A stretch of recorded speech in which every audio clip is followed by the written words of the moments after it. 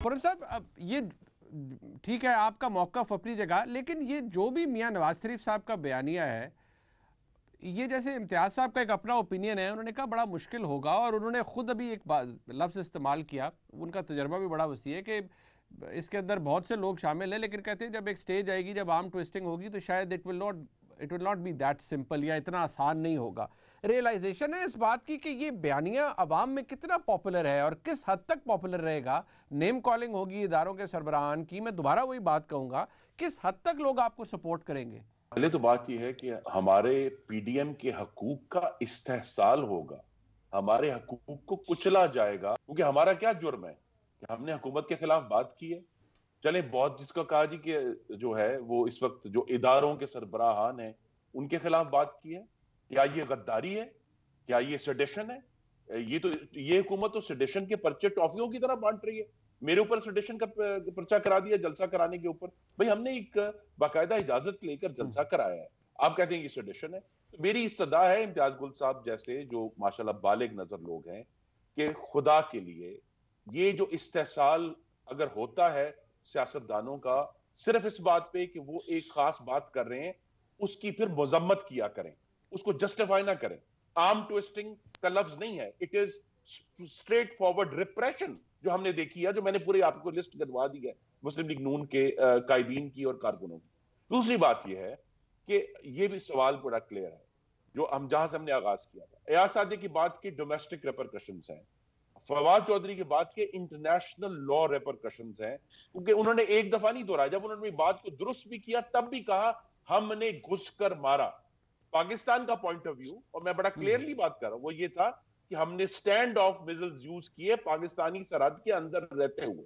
तो जब वफाकी वज़ीर उठ के कहेगा एक से ज्यादा दफा, उन्होंने गालिबन 4 दफा दोहराया है घुस के मारा, घुस के मारा, घुस के मारा, तो जब उसकी इंटरनेशनल लॉ इंप्लीकेशंस है और आप उससे भाग नहीं सकते, जितनी मर्जी आप एक्सप्लेनेशन दे दें कि जी पुलवामा के बाद किया या जैसा भी किया। देखिए दो इश्यूज आ गए ना, एक तो पुलवामा की जिम्मेदारी स्लिप ऑफ टंग हो गया, दूसरी जिम्मेदारी ये आ गई कि आपने कहा आपने घुस के मारा, हालांकि हमने घुस के नहीं मारा। हमारा पॉइंट ऑफ व्यू है हमने स्टैंड ऑफ मिसाइल यूज करके अपनी सरहद से किए। ये इश्यूज जो हैं इन पे या तो हुकूमत ये फैसला कर ले कि जी ये जो गद्दारी वाला मंत्रा है ये लेकर चलना है। मेरी सदा होगी कि हम इस मंत्रे को बंद कर दें। मैं भी उस मीटिंग में मौजूद था, हमने इसको बंद रखना है। ये नेशनल सिक्योरिटी के इश्यूज हैं।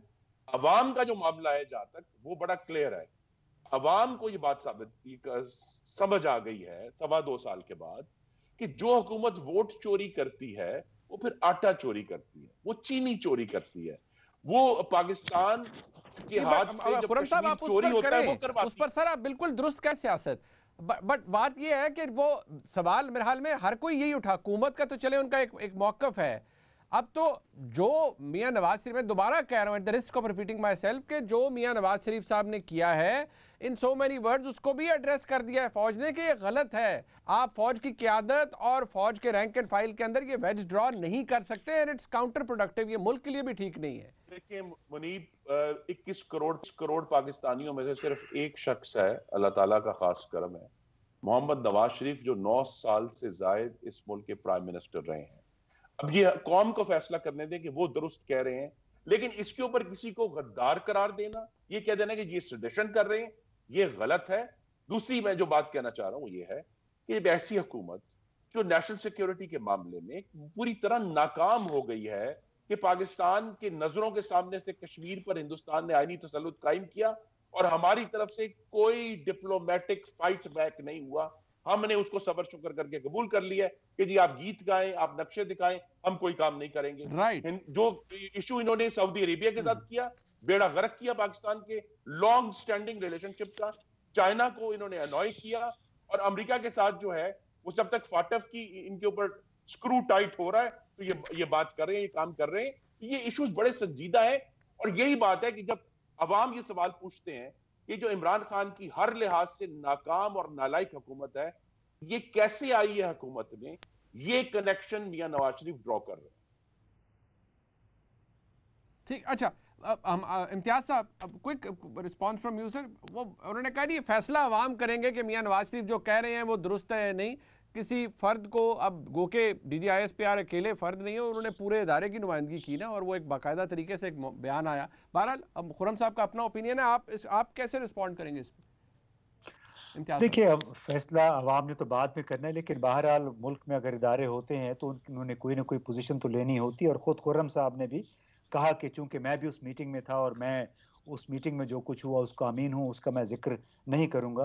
तो मेरी दोबारा कंटेंशन यही है कि अगर आपने कोई किसी इन कैमरा मीटिंग की बात बाहर लेके आए हैं तो फिर आपने गैर जिम्मेदारी का सबूत दिया है, और उसका आपको म्यूजिक जो है किसी न किसी सूरत में फेस करना पड़ेगा।